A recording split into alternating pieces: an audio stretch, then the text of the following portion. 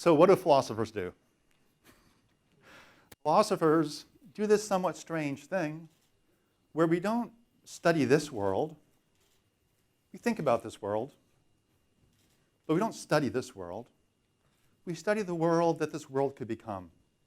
And philosophers spend our time imagining and arguing with other philosophers about what an ideal society might look like.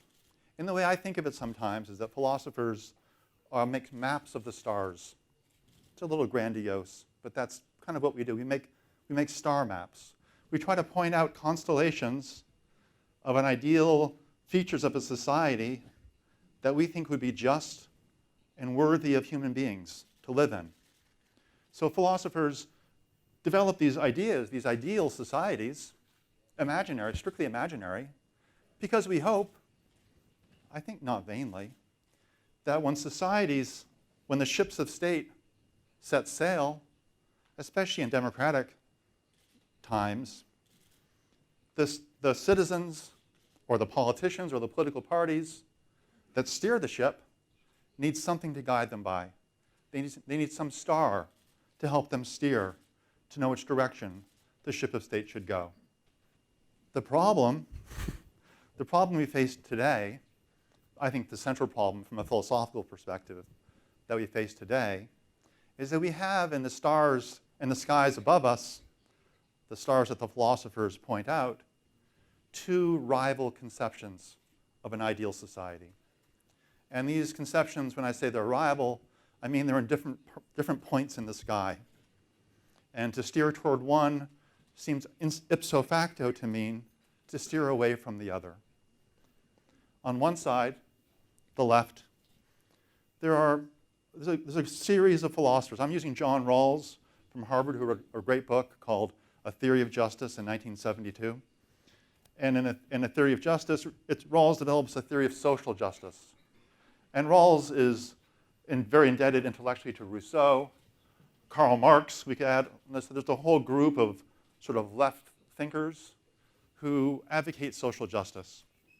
And their idea, the idea of all this group on this side, the people who point to that constellation and who insist that that be the constellation to which ships should steer and to which citizens should have their alliance, their allegiance, the common idea is something like this.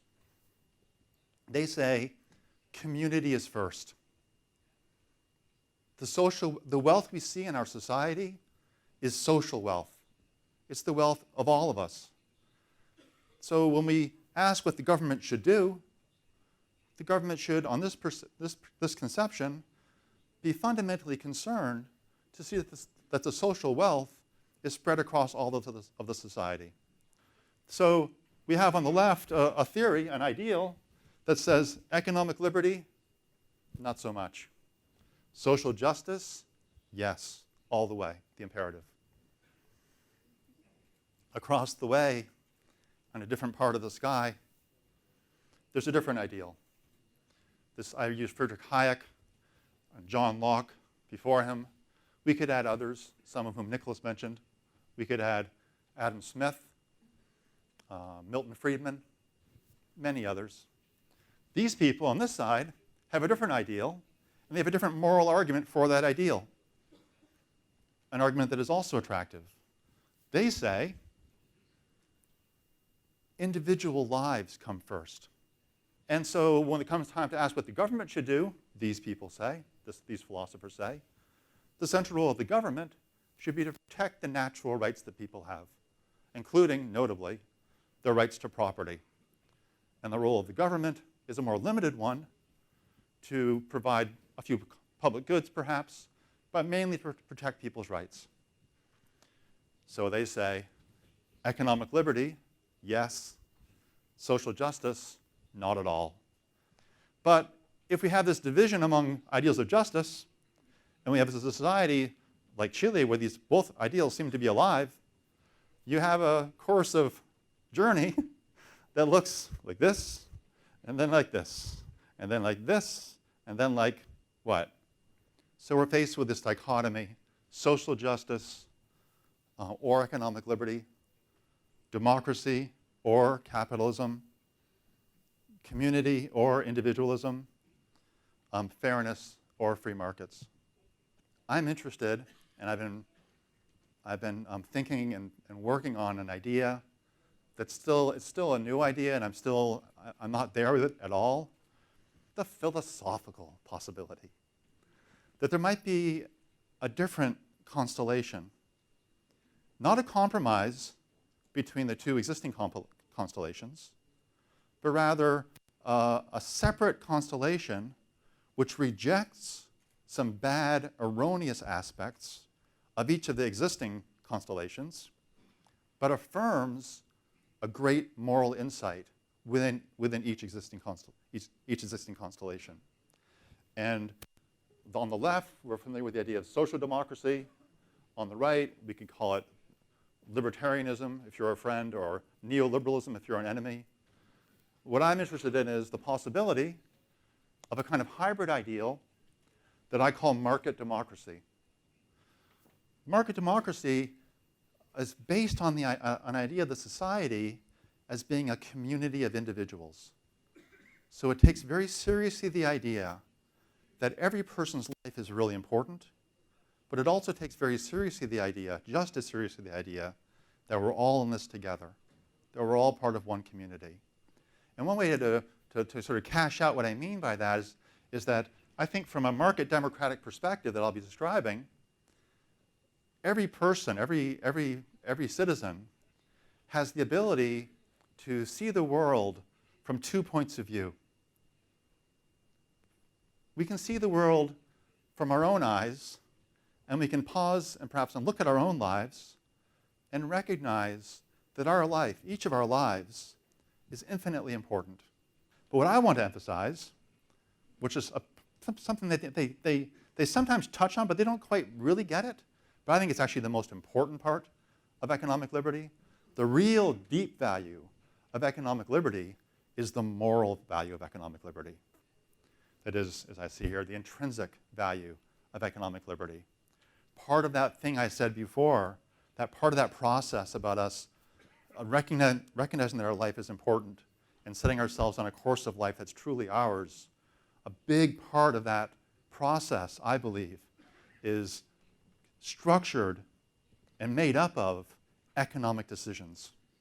People often express who they are.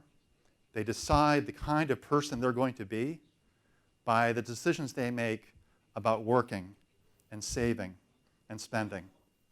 But they're making these decisions for themselves, and they're becoming the people they are. So economic liberties, I think, are not important simply because they make the world, make the economy better.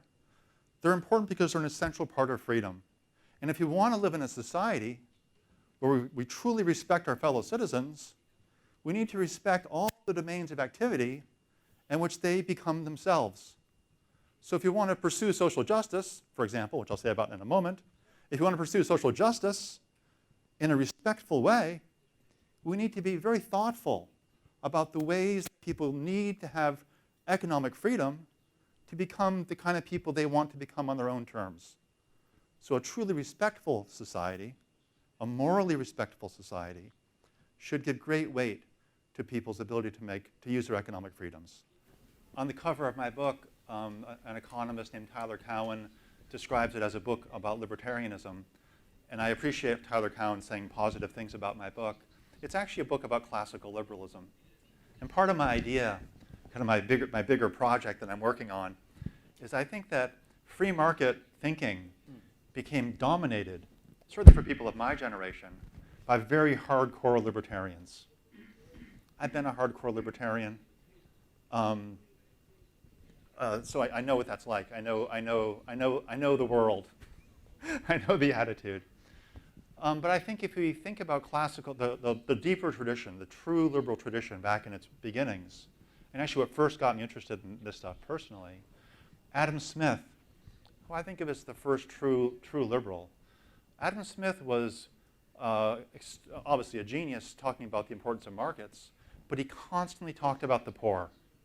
Adam Smith talked so much about the poor that in his day he was criticized for that. Robert Malthus wrote a letter criticizing Smith saying, would you just stop talking about poverty all the time? let's just get back to talking about other parts of society. And that's really important, I think, to realize that there's a tradition within classical liberalism that's broader and prior to the libertarian extremism that is more flexible. It allows the kind of flexibility that I criticize Milton and Friedman for, to allow there to be some taxation, and not calling all taxation theft, allowing there could be an important role for the government. That it's kind of we're all part of a discovery, involved in a discovery process to see how a government can help people take tax money to genuinely help our fellow citizens without eroding on their economic freedoms. So classical liberalism, unlike strict libertarianism, is a more expansive doctrine. It's a more flexible doctrine. It's a doctrine that says we could pursue social justice perhaps with the help of government, but not strictly by having markets solve all our problems.